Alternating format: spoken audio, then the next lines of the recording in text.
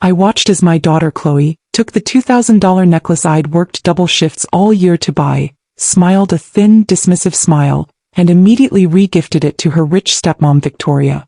Victoria held it up as if it were a cheap trinket from a tourist shop. "How quaint," she'd said before dropping it in her purse. They laughed together, a private, cruel joke at my expense. Neither of them knew that in my own purse was a deed. The deed to the family cabin, which I was planning to sign over to Chloe that very afternoon as a surprise. In that moment, the ink on the deed remained dry, and a new, much harsher lesson began to be written. Before I begin, I just want to say thank you for taking the time to hear my story. If you're comfortable, let me know where you're listening from and what time it is where you are. My name is Brenda Hayes. For 35 years, I've been a hospice nurse. I know the value of a legacy, of the things we leave behind. This is the story of how my daughter, in a single heartless act, taught me that sometimes the greatest legacy you can leave is a lesson in what is lost forever. To understand the value of what my daughter threw away, you have to understand that it was never about money. It was about memory. The family cabin was not a property. It was a testament. It was a humble, sprawling structure of hand-hewn timber and river stone, built by my father and his brothers on 5 acres of pristine lakefront land that my grandfather had bought for a song after the war. It was a place that smelled of pine needles, damp earth, and wood smoke. It was a place where the only clock was the sun, and the only music was the call of the loons across the water at dusk. It was the physical embodiment of our family's history, a living museum of our joys and our sorrows. Every stone in the massive fireplace had been pulled from the lakebed by my father. Every plank in the wide, worn floorboards had been milled from trees on our own land. The cabin was not built by contractors. It was raised by the hands of our family. I remembered summers spent there as a child, my brother Marcus and I learning to swim in the cold, clear water, our fingers stained purple from the wild blueberries that grew in thick patches near the shore. I remembered my mother, teaching me how to bake her famous apple pie in the small cast-iron wood stove that served as the kitchen's heart. I remembered my father sitting on the wide, screened-in porch, teaching me the names of the constellations in the vast, star-dusted sky, a sky untouched by the light pollution of the city. When I married, I brought my husband there. And when Chloe was born, we brought her. Her first steps were taken on the thick, braided rug in front of that stone fireplace. Her first fish was caught off the end of the rickety wooden dock. We have photographs, albums full of them, of a happy, smiling little girl with sun-bleached hair and scraped knees, a girl who seemed to belong to the woods and the water as much as we did. For a time, the cabin was her sanctuary too.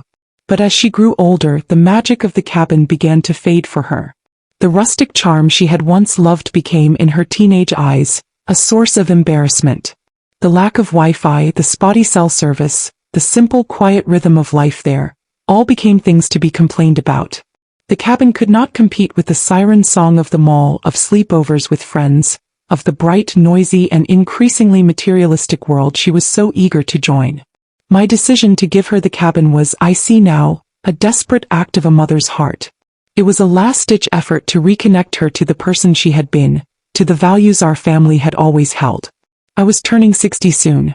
My nursing job, a profession I loved but which was physically and emotionally demanding, was taking its toll. My brother Marcus and I, who had co-inherited the cabin, had agreed years ago that it should stay in the family, passed down to the next generation. Marcus's own children were settled out of state, with no interest in the property. That left Chloe. In my heart, I crafted a beautiful, naive fantasy. I imagined that by giving her the cabin, by making her its steward, I would be giving her an anchor. I thought that the responsibility of owning this piece of our family's soul would awaken something in her, that it would remind her of who she was and where she came from. I pictured her years from now bringing her own children to the lake, teaching them to swim, pointing out the constellations, keeping the legacy alive. I saw the cabin not as a gift but as a calling, a sacred trust one was passing on to her. I met with our family lawyer, Evelyn Reed, a sharp, savvy woman who had been a friend of my parents. She drew up the deed, a simple quitclaim document that would transfer my 50% ownership of the property to Chloe, making her a co-owner with my brother. I told Evelyn of my plan to surprise Chloe with it on her 25th birthday. Evelyn had been silent for a moment, her expression unreadable. "Are you sure about this, Brenda?" she had asked, her voice gentle but firm.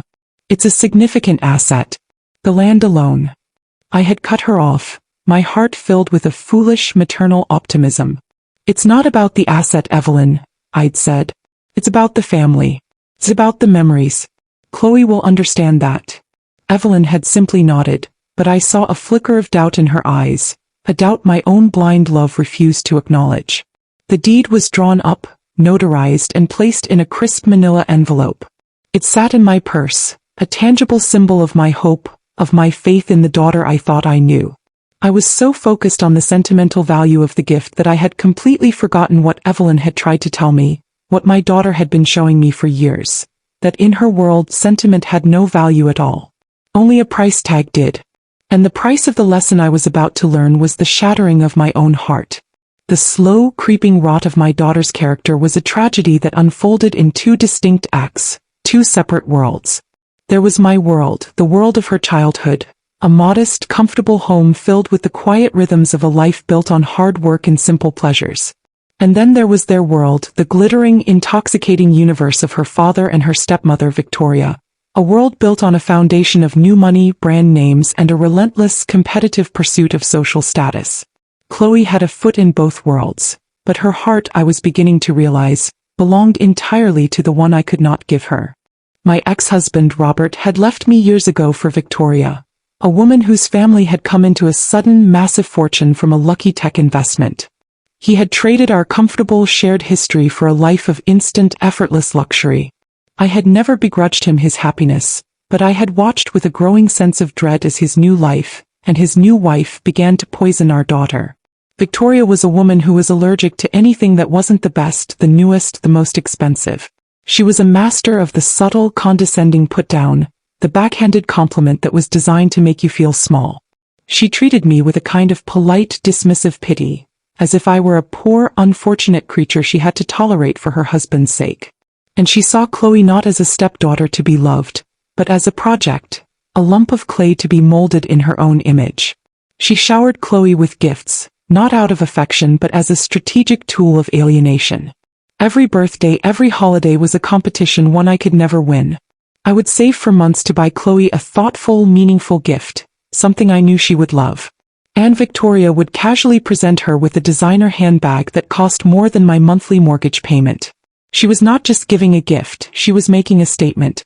She was teaching Chloe a brutal lesson in comparative value. Your mother's love is nice, but my money is better. And Chloe, to my eternal sorrow, was a willing and eager student. She began to see my world through Victoria's eyes. My modest, clean and loving home became cramped and dated. My home-cooked meals, the ones she had grown up loving, became quaint and unhealthy. My life, the life of a dedicated nurse who found profound meaning in caring for others, became a source of deep, unspoken embarrassment for her. She would come home from a weekend at her father's mansion, a place of white carpets and silent, uniformed staff, and she would look at our life with a kind of pained disdain. She would talk incessantly about Victoria's charity galas, about their trips to Aspen and the Caribbean, about the famous people they knew. It was a constant, relentless comparison, and in her telling my life always came up short. Her selfishness, which had once been the normal, self-absorbed selfishness of a teenager, had curdled into something harder, something uglier. She became thoughtless, then careless, then casually cruel. She would borrow money and never pay it back. She would make plans with me and then cancel at the last minute if a better offer from her father and Victoria came along. She began to treat me not as her mother, but as a utility, a reliable but unglamorous service provider. I was the one who would do her laundry when she was home, the one who would lend her my car when hers was in the shop, the one who would provide a sympathetic ear for her endless, trivial dramas. I was the foundation of her life, the bedrock of stability she took completely for granted, and she was ashamed of me for it. Victoria, meanwhile, actively encouraged this disdain. She would make little jokes at my expense, jokes that Chloe would repeat with a knowing, cruel little smile. She would refer to my profession as, "that depressing little job Brenda does." She would look at a family photo from when Chloe was a child and say, "Oh, look at you, sweetie, you were so cute even in those dreadful homemade clothes your mother used to make you wear." She was systematically erasing Chloe's past, rewriting it as a story of deprivation from which she, the wealthy and glamorous stepmother, had rescued her. I tried to talk to Chloe about it, to make her see the casual cruelty in her words, in her actions. But it was like talking to a brick wall. She would accuse me of being jealous, of being bitter, of not wanting her to have nice things. She could not or would not see the difference between the things themselves and the values they represented. She was so intoxicated by the glitter of her new life that she had become completely blind to the quiet, steady glow of the life she had come from. The necklace was meant to be a bridge. It was meant to be a reminder, a tangible piece of my love that could compete in its own small way with the mountain of expensive, impersonal gifts Victoria used to buy her affection. It was a classic, timeless piece, a simple, elegant gold locket from a reputable high-end jeweler. It was the most expensive thing I had ever bought for her, a purchase that had required a full year of careful saving, of picking up extra shifts, of quiet, personal sacrifice. In my mind, it was more than a piece of jewelry. It was a symbol of my love, my work, my devotion. It was a piece of my heart rendered in gold. And she was about to take it and casually, thoughtlessly, and with a final, unforgivable cruelty, give it away. The party was a spectacle of excess, a perfect monument to Victoria's particular brand of new money narcissism. It was held at her and Robert's sprawling modern mansion, a house of glass and white marble that always felt more like an art gallery than a home. A valet parked my sensible 10-year-old sedan. A string quartet played softly on the vast, manicured lawn. Waiters in crisp white jackets moved through the crowd, offering champagne and ridiculously small, unidentifiable appetizers. The guests were a collection of Victoria's friends, women with surgically tightened faces and the same vaguely predatory smiles, and a handful of Chloe's own friends, young people who were already well on their way to becoming just like them. I felt like a ghost, a visitor from another world. I was wearing my best dress, a simple but elegant blue silk, but I felt dowdy and out of place amidst the sea of designer labels and glittering jewels. I found Chloe near the massive infinity-edge pool. She was the center of attention, of course, holding court, basking in the glow of her own celebration. She saw me approach, and her smile, which had been wide and radiant, tightened into something smaller, more strained. "Mom," she said, her voice a little too loud, a little too bright. "You made it." She gave me a quick air kiss on both cheeks, a gesture she had picked up from Victoria, a gesture that was all performance and no affection. "Happy birthday, sweetie," I said, my own voice sounding thin and reedy in the loud, confident hum of the party. I handed her the small, beautifully wrapped box. "This is for you." She took it, her expression a careful, practiced mask of polite interest. "Oh, Mom, you shouldn't have," she said, the words a rote, meaningless script. She opened the box, her perfectly manicured fingers fumbling with the ribbon. She lifted the locket from its velvet bed. It gleamed in the late afternoon sun, a small, perfect golden heart. For a single fleeting moment, I saw a flicker of something genuine in her eyes, a glimmer of the little girl who had once loved the simple, beautiful things I had given her. But it was gone in an instant, replaced by the cool, appraising gaze of a woman who was mentally calculating the price tag. "It's nice, Mom," she said, the word nice, a dagger of faint praise. "Thank you." She closed the box with a decisive click and placed it on a nearby table, next to a mountain of other larger, more extravagantly wrapped gifts. She did not put it on. She did not ask me to help her with the clasp. She just put it aside, a small golden piece of my heart already forgotten. I tried not to let the pain show. I told myself she was overwhelmed, that she would appreciate it later, in a quiet moment.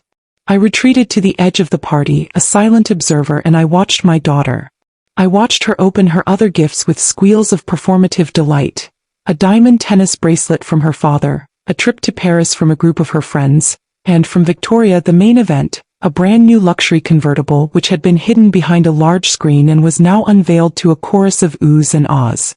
And then it happened. The moment that would shatter my world, the moment that would change everything.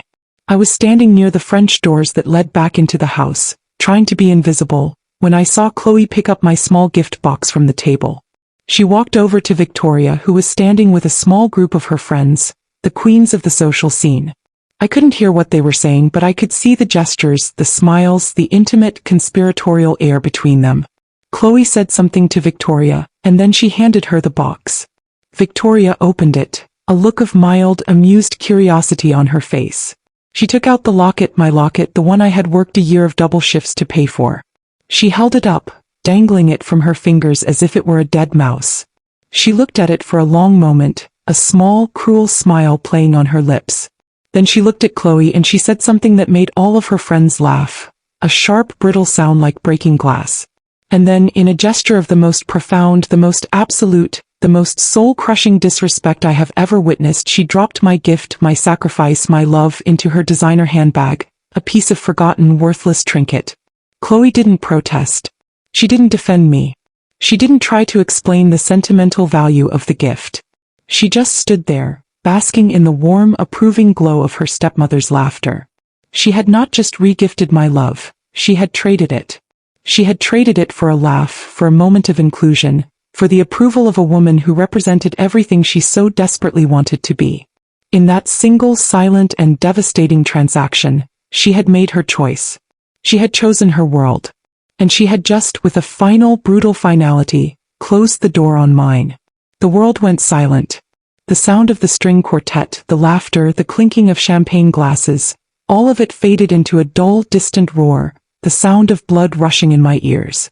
I stood there, frozen, a ghost at my own daughter's party, and I felt a pain so sharp, so profound, that it was a physical thing, a cold, heavy stone in the center of my chest.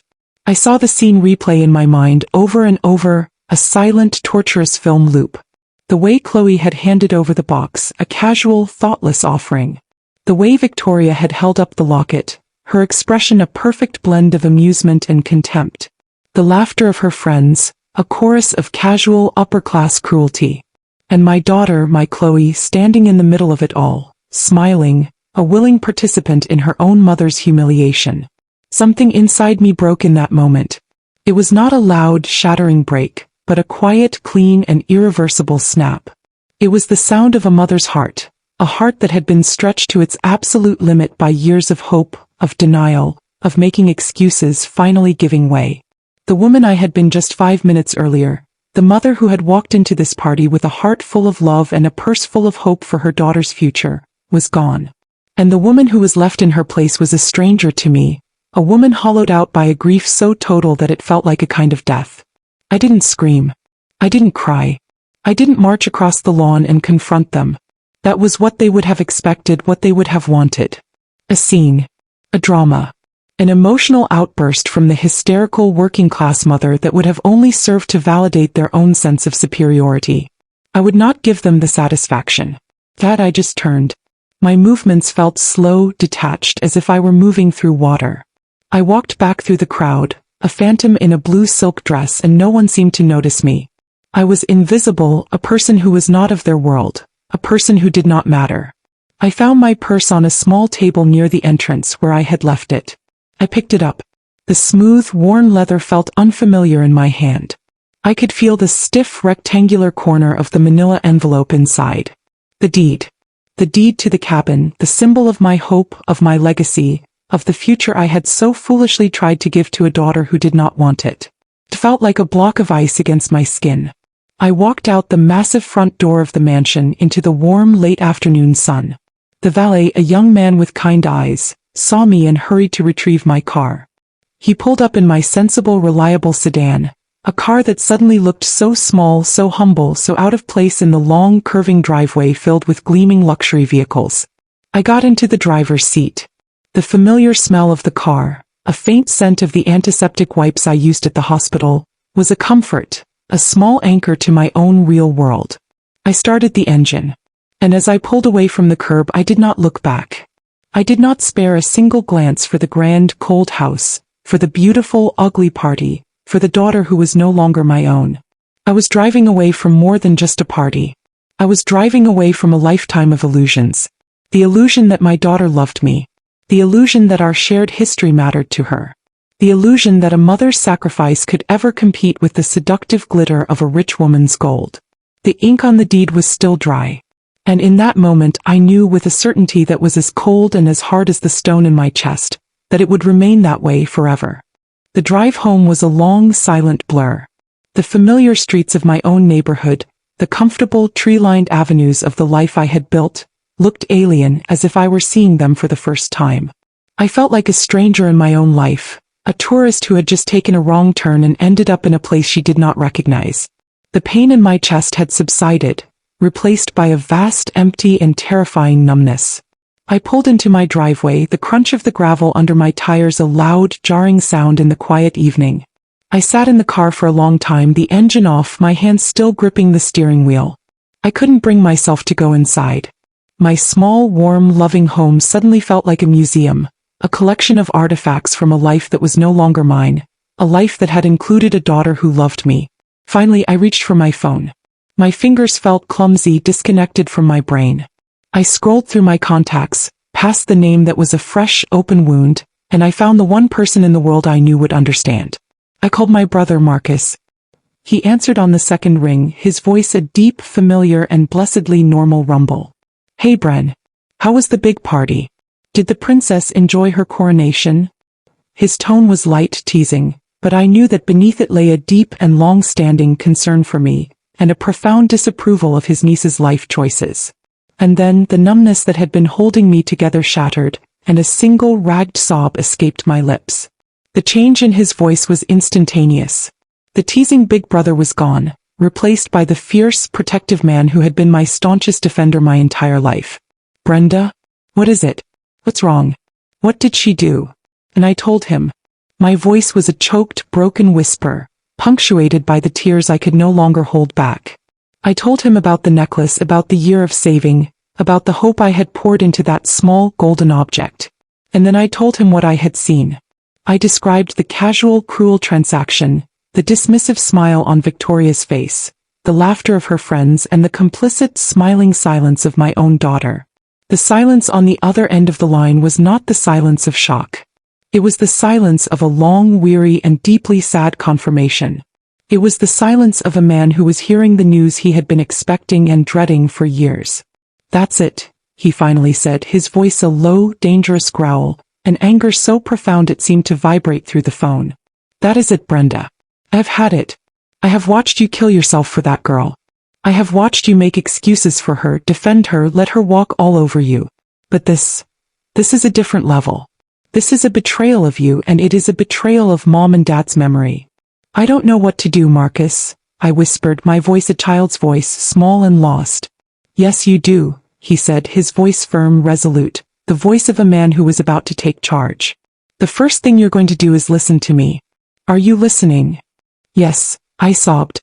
"That deed," he said, his voice sharp, a command. "The deed to the cabin. You still have it, right? You didn't sign it, did you?"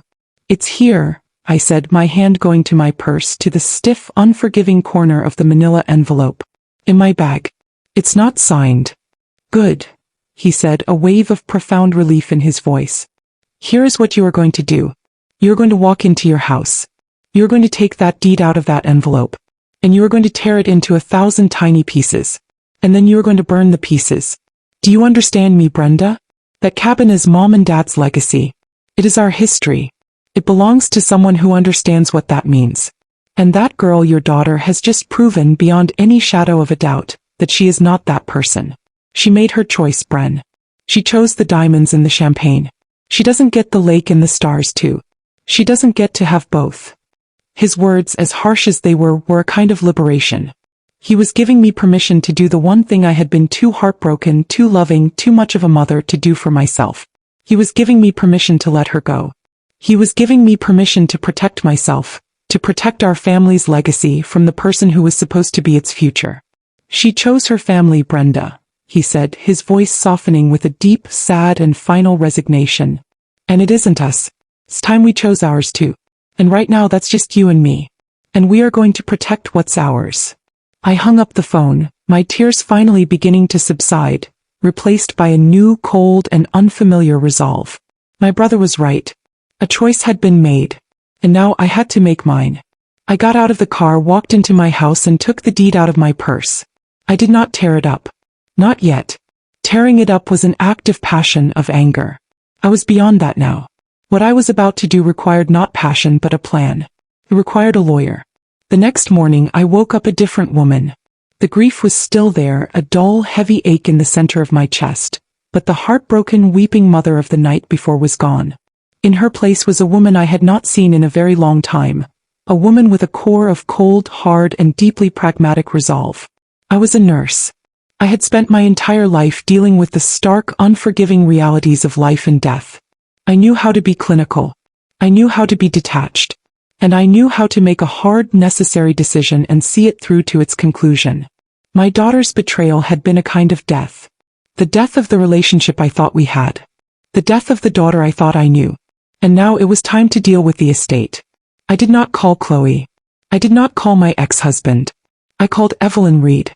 Evelyn was more than just our family lawyer. She was a piece of our family's history. She had been a close friend of my parents, a sharp, savvy, and fiercely intelligent woman who had built her own successful real estate law practice from the ground up. She had handled my parents' will, and she had overseen the transfer of the cabin to my brother and me. She knew the property, she knew its history, and as I was about to be reminded, she knew its true and spectacular value. She answered her private line with her usual brisk warmth. Brenda, I was sorry to hear I wouldn't be seeing you this week. I assumed the signing was off. Is everything all right? No, Evelyn, I said, my voice calm and steady. Everything is not all right. But I am. And I need your help. I need your professional counsel, not as a friend but as my lawyer. I told her the story. I recounted the events of the party, not with the emotional, tearful anguish of the night before, but with the cool, detached precision of a nurse giving a report. I stated the facts, the sequence of events, the actions and reactions. I was building a case and Evelyn was my judge. When I was finished, she was silent for a long moment. When she finally spoke, her voice was not that of a sympathetic friend. It was the voice of a lawyer who had just been handed a winning case, a voice filled with a cold, beautiful, and deeply satisfying anger. That foolish, foolish little girl, she said, her voice a low, dangerous hiss. She has no idea what she's done. She has no idea what she's just thrown away. She threw away a locket, Evelyn, I said, my voice weary. And she threw away my love. No, Brenda, Evelyn said, her voice sharp, insistent, the voice of a woman about to reveal the ace she had been holding up her sleeve. She threw away more than that. So much more. Do you remember all those years ago when we were settling your parents' estate? I tried to talk to you about the cabin's land value. Vaguely, I admitted. You said something about the land, but I told you it didn't matter. That we would never sell. I know, Evelyn said. And I respected that. But as your parents' lawyer and now as yours, it was my duty to perform a full valuation. Brenda, that cabin isn't just a log house on a lake. It is 5 acres of prime, undeveloped, southern exposure lakefront real estate. It's one of the last privately owned large parcels of land on that entire lake.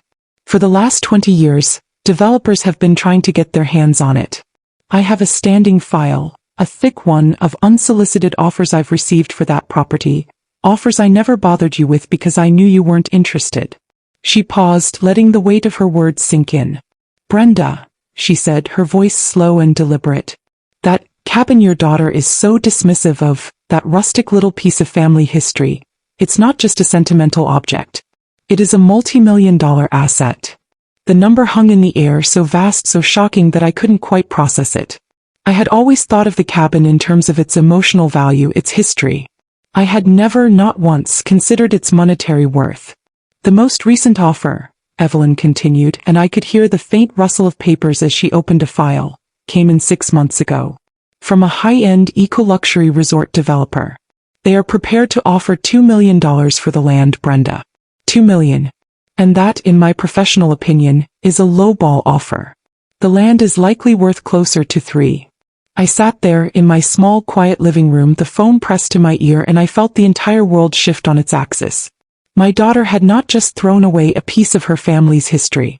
She had not just thrown away her mother's love. She had, in her arrogant, willful ignorance, thrown away a fortune. She had traded a multi-million-dollar legacy for a cheap laugh and the approval of a woman who would discard her the second the money ran out. The pain in my heart, the deep aching wound of her betrayal, was suddenly joined by a new, powerful and deeply satisfying emotion. It was the cold, clean and beautiful feeling of a woman who had just been handed a sword. So Brenda, Evelyn said, her voice pulling me back from the brink. What do you want to do? The deed is still in your name. The power is still in your hands. You tell me what you want and I will make it happen. I thought of my daughter's smug, dismissive smile. I thought of Victoria's cruel, condescending laughter. And I thought of the beautiful, pristine, and now spectacularly valuable piece of land that my parents had left me to protect. I want to teach her a lesson, Evelyn, I said, my voice no longer that of a victim, but of a woman about to become a very, very wealthy and a very, very dangerous adversary. I want to teach my daughter a lesson in the true meaning of value. The week that followed was a strange, quiet, and deeply empowering period of transformation. I was no longer a grieving mother. I was a client, a strategist, a woman with a multi-million-dollar asset and a plan. Evelyn and I spoke every day, mapping out the details of our counteroffensive.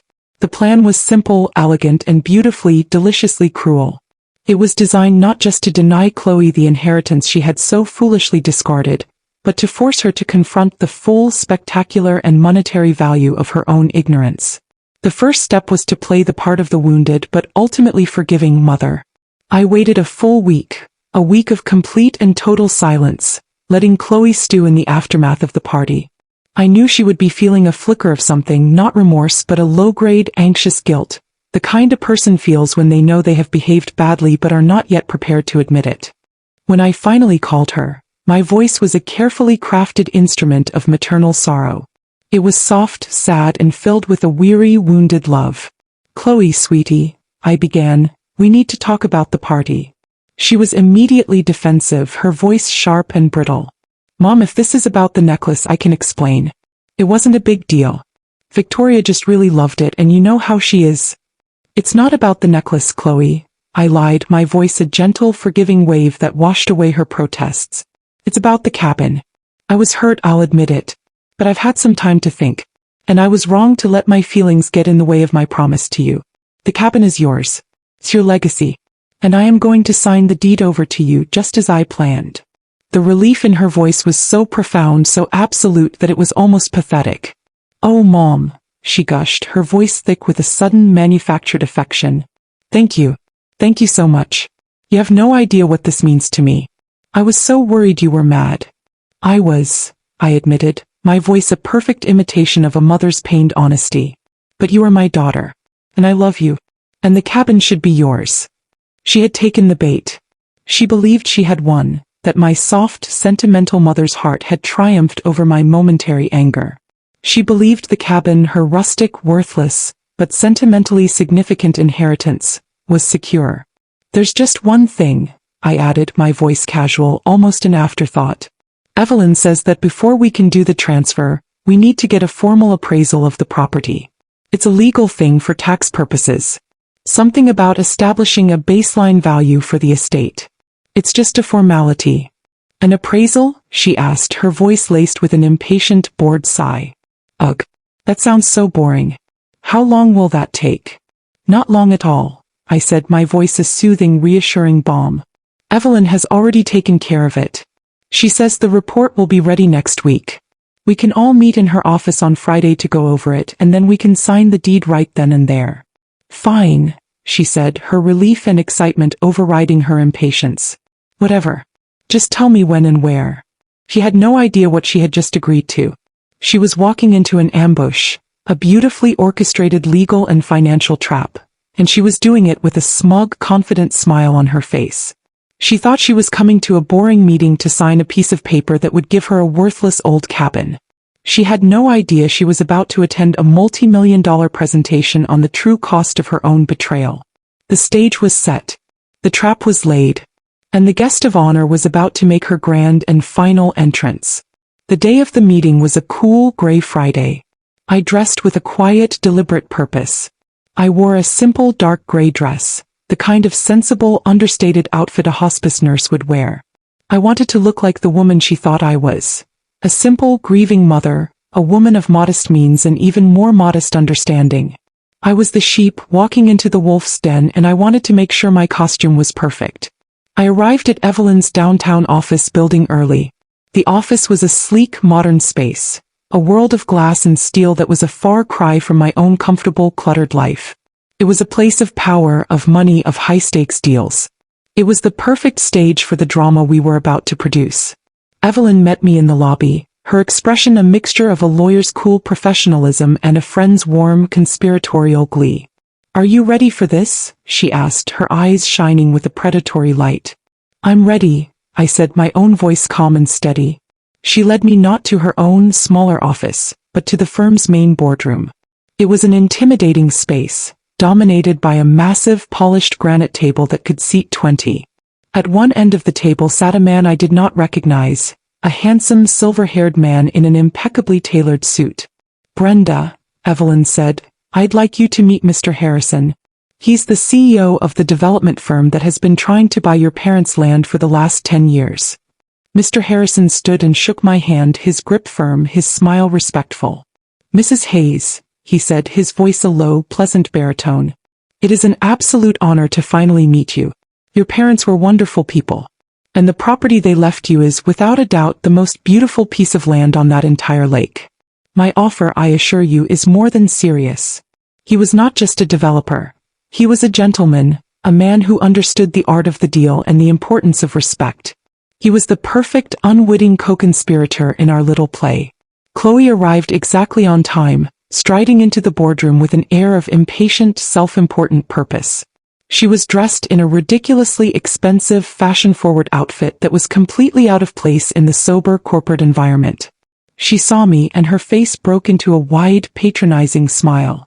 Then she saw the vast, empty boardroom, the silver-haired stranger in the expensive suit, and her smile faltered, replaced by a look of confused uncertainty. What is this? She asked, her eyes darting around the room. I thought this was just a quick meeting to sign some papers. It is, sweetie, I said, my voice a gentle, reassuring coo. But Mr. Harrison was kind enough to join us. He's the appraiser Evelyn hired. It was a small, perfect lie, designed to keep her off balance. Please, Chloe, have a seat, Evelyn said, her voice a smooth, professional purr, gesturing to the chair directly opposite Mr. Harrison and me. Chloe sat, her posture rigid, her designer handbag placed on the table like a shield. She was no longer the one in control, and she knew it. Evelyn began the meeting, her voice the epitome of legal formality. Thank you all for coming. We are here today to review the formal appraisal of the property co-owned by Brenda Hayes and Marcus Evans, before we proceed with the transfer of Mrs. Hayes' 50% share to her daughter, Chloe Hayes. She slid a thick leather-bound portfolio across the table to Chloe.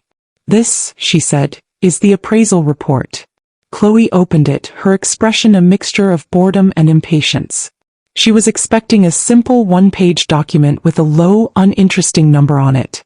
She was not prepared for what she saw. The portfolio was not an appraisal. It was a full-scale, multi-million-dollar development proposal. The first page was a stunning satellite photograph of the 5 acres of land, its pristine shoreline and dense, green forest rendered in high-definition clarity.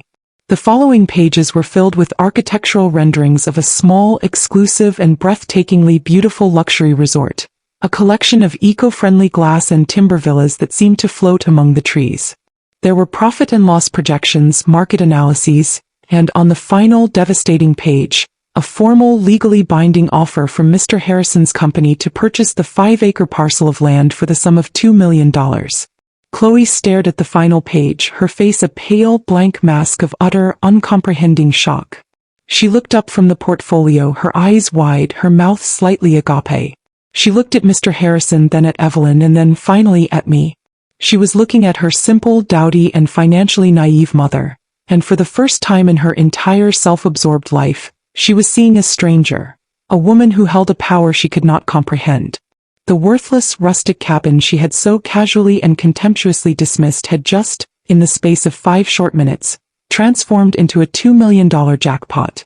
And she was just beginning to understand that she had already and irrevocably thrown it all away. The silence in the boardroom was a living, breathing thing. It was thick with the weight of unspoken truths, of shattered illusions, of the cold, hard, and spectacular reality of a $2 million number. Chloe just sat there, her perfectly made-up face a pale, frozen mask, her eyes locked on the final page of the portfolio as if she could, by sheer force of will, make the number change, make it smaller, make it less real. And then the dam of her composure broke. It began with a small, choked sob, a sound that was so filled with a raw, desperate, and deeply pathetic anguish that it was almost painful to hear. And then came the tears. Not the quiet, dignified tears of a person experiencing genuine remorse, but the loud, ugly, theatrical sobs of a spoiled child who has just had her favorite toy snatched away from her. She pushed the portfolio away from her, her hands trembling. "I don't understand," she wailed, her voice a high-pitched, childish cry. $2 million? For the cabin? But it's just an old house. Mr. Harrison, the developer, leaned forward, his expression a mixture of pity and professional patience. "The house is lovely, Miss Hayes," he said, his voice a gentle, calming rumble. "But it's the land that is the true asset. It is a unique and irreplaceable piece of property. My company has been trying to acquire it for a very long time." Chloe's head snapped toward me, her eyes, now red-rimmed and streaming with tears, filled with a wild, desperate and deeply accusatory panic. "You knew," she whispered, her voice a hoarse, ragged thing. "You knew all along. You knew it was worth this much."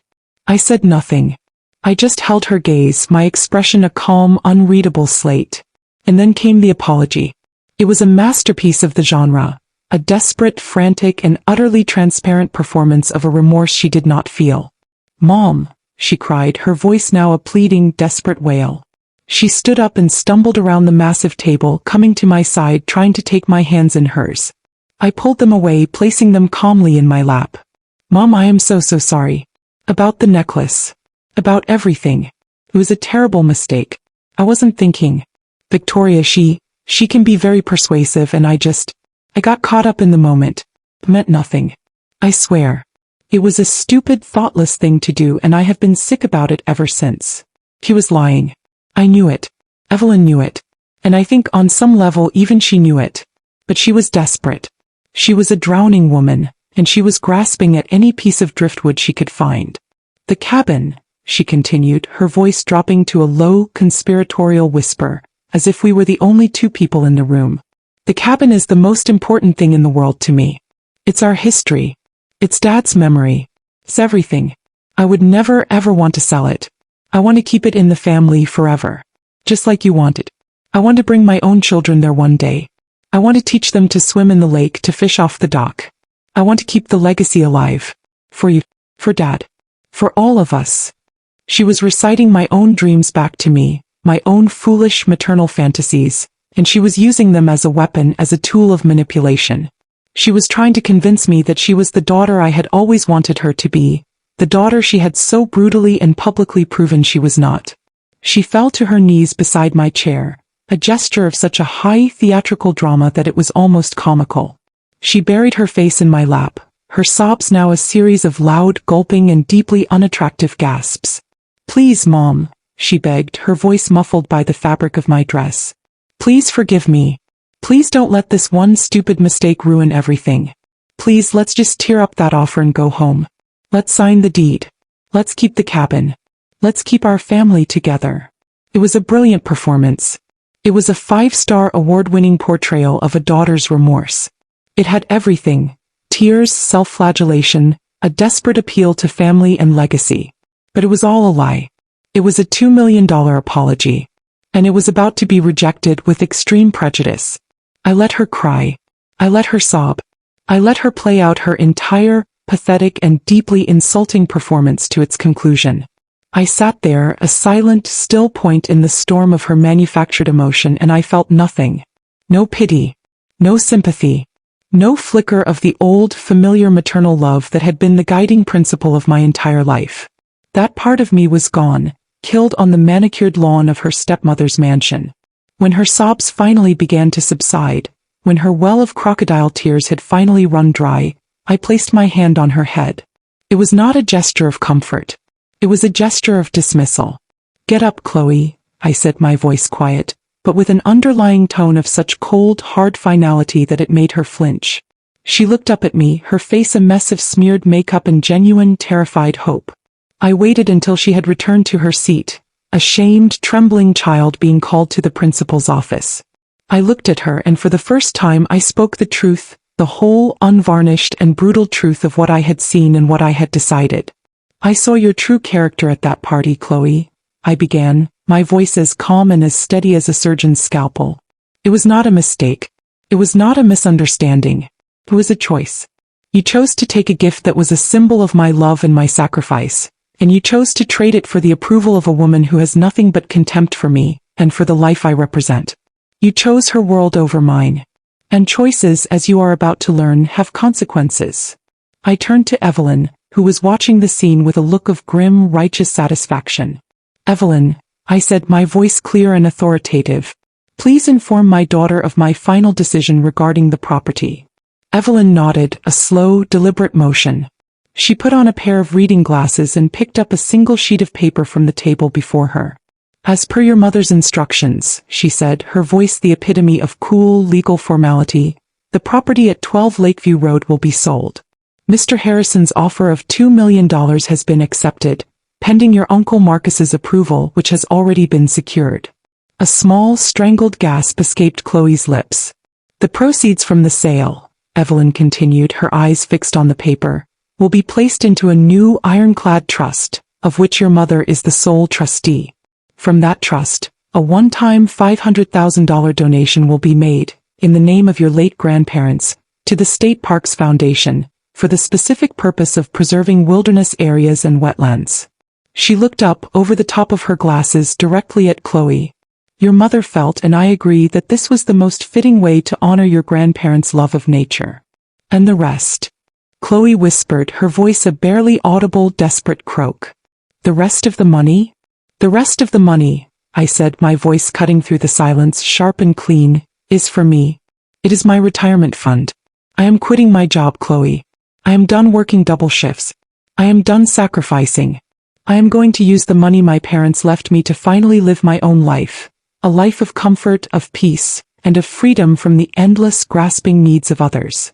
I leaned forward, my gaze locking onto hers, and I delivered the final, fatal blow. You will get nothing, I said, my voice a quiet, devastating whisper. You will not see a single penny of it.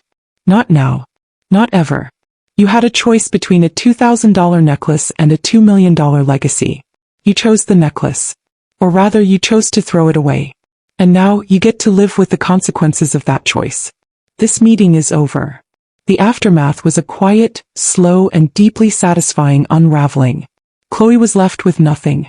The transactional affections of her father and her stepmother, which had been predicated on the assumption of her future inheritance, quickly cooled. Victoria, I heard through the grapevine, lost interest in her little project now that there was no financial payoff at the end of it. Chloe was no longer a valuable asset to be cultivated. She was just a reminder of a failed investment. She was left to the cold comfort of their world, a world where you are only as valuable as your last acquisition. As for me, I did exactly what I had promised. The sale of the land went through smoothly. My brother Marcus was overjoyed not just with his own significant share of the proceeds, but with the knowledge that our parents' legacy had been protected.